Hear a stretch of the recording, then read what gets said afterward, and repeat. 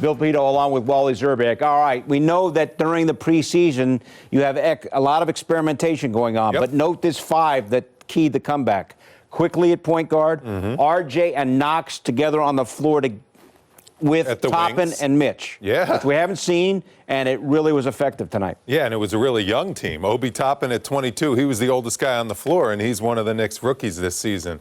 It was just great to see the intensity, and I think it all came together because of Immanuel Quickley. Having a point guard that just makes simple decisions, that attacks the pick and roll, gets into the paint. He's a threat to shoot the basketball, so you got to come out and guard him. Therefore, he can get around his defender, threw a couple Gotham lobs up to Toppin and Mitchell Robinson. But it all started really with the defense. Seeing those guys buy in on the defensive end of the floor. Obi Toppin was great on D. Kevin Knox was locked in on D. Immanuel Quickley has good size at the point guard position to kind of disrupt the opposing team's point guard, not let them run offense.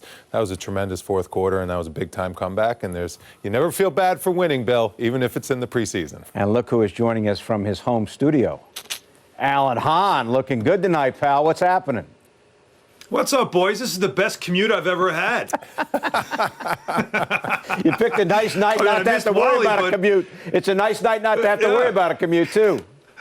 Yeah, the only bummer is I had no excuse. I had to shovel the driveway before I got down here, so I got some snow on the boots here. But, hey, you know what?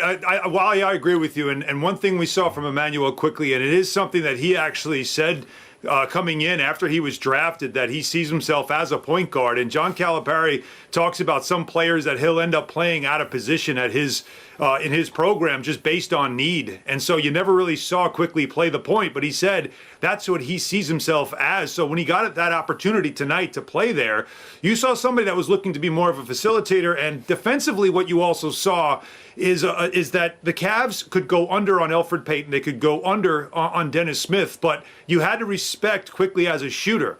You know, Tibbs has said that he's probably one of the best shooters in the gym when they practice, that they expect every shot to go in. Now, tonight the shots didn't go down, but it didn't matter. The fact that they had to respect that helped break that zone, open things up, and what a difference it made. And if you're a Knicks fan, that's the lineup you want to see, where the oldest player is the rookie you just drafted. That was a lot of fun that fourth quarter.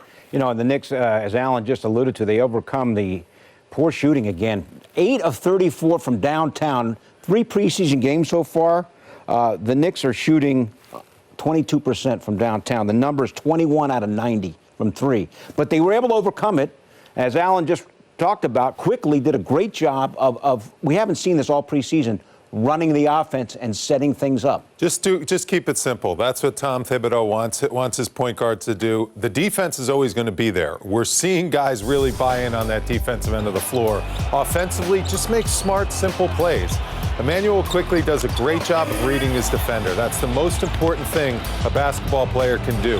How is your defender playing you? When he's up on you, you drive to the basket, you make a play. When he's not on you, knock down that triple. He made his free throws down the stretch of the game. That's what you need your point guard to do, who has the ball in his hands. How about that finish? Kevin Knox, when he gets out in the open floor, is highlight material waiting to happen. When he got that alley-oop dunk, I think he relaxed. He started to get a rhythm shooting the ball, made 3 big threes in that fourth quarter. And Kevin Knox relies a lot on his point guard to get him into the game when he comes in off the bench.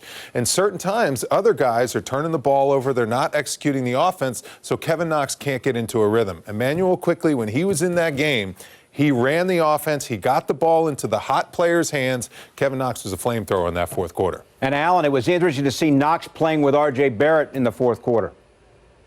Yeah, we don't get to see those two guys play a lot together. They did not spend a lot of time on the court last season together. But, Wally, that's 100% what I was going to say, is a guy like Kevin Knox absolutely needs a point guard to get him unlocked. I always like to use that phrase, to unlock what he can do. I think Obi Toppin as well will benefit over time when you have a guard that can get that kind of movement and move the defense and you can run. And Knox got into a rhythm, and this is the Kevin Knox that we keep waiting to see. You know, Clyde said it, and he's right.